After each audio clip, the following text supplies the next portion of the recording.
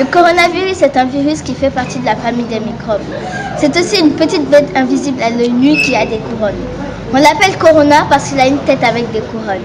Corona veut dire couronne en latin. On peut aussi l'appeler Covid-19. Le coronavirus rend malade.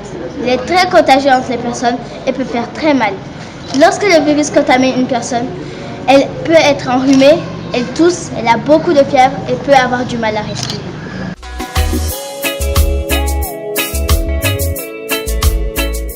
Pour éviter d'être contaminés, nous devons nous protéger et aussi protéger les autres. Car même si je ne suis pas malade, je peux quand même transmettre le virus aux autres. Je dois donc faire attention et respecter les règles d'hygiène.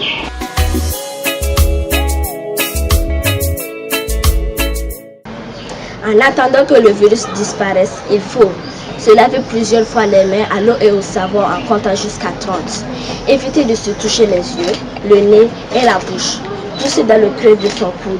Se moucher avec un mouchoir et jeter le mouchoir immédiatement après dans la poubelle.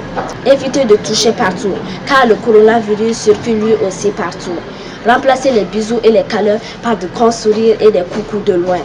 Maintenir une distance de plus d'1 mètre avec les personnes. Ne pas sortir, rester à la maison. Porter un masque de protection s'il m'arrive de sortir avec mes parents.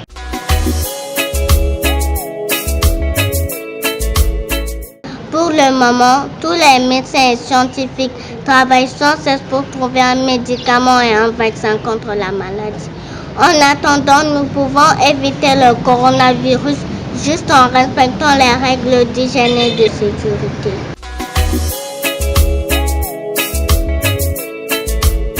Toutes les écoles ont été fermées pour nous protéger en restant loin des contacts car le virus se transmet plus vite dans les lieux publics ou quand on est nombreux.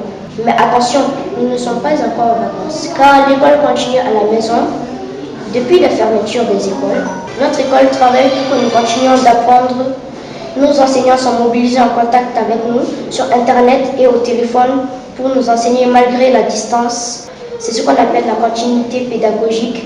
Ainsi, nous progressons bien malgré cette situation exceptionnelle. Bientôt, nous pourrons retourner dans notre école comme avant.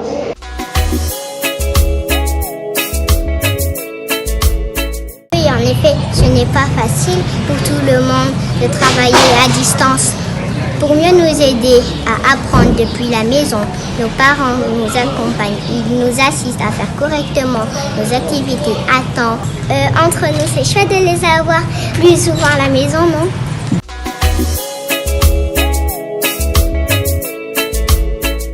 Pour mieux travailler en étant à la maison, il faut suivre un rythme d'activité régulier.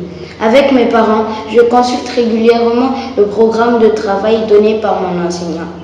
Je m'organise pour respecter le temps de travail de la journée.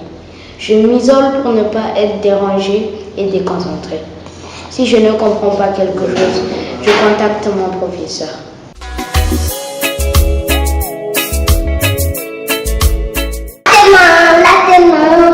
Chaque journée, on laisse comme ça finit de frotter, ça vient tout terminer. On va secouer, avant de dessécher. Bravo les enfants, vous avez bien compris les consignes de sécurité. Il faut continuer à appliquer les mesures d'hygiène et surtout informer les frères, les sœurs pour que toute la famille soit à l'abri du virus. Pour le moment, restez chez vous et à très bientôt pour la suite des activités en ligne.